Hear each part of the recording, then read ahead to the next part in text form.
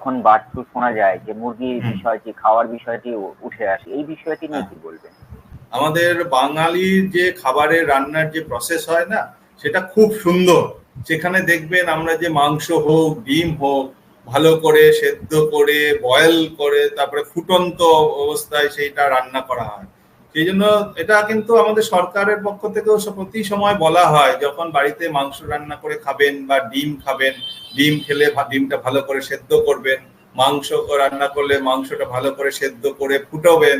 সেই প্রসেসে যদি রান্না করা হয় তাহলে কিন্তু কোনোভাবেই যে সেই আমার চিকেন বা মুরগি বা যে বার্ড আর কি বলা হচ্ছে, সে যদি ইনফেক্টেডও থাকে, সেই ভাইরাস কিন্তু খাবারের মাধ্যমে আমাদের শরীরে কোনোভাবেই আসতে পারবে না।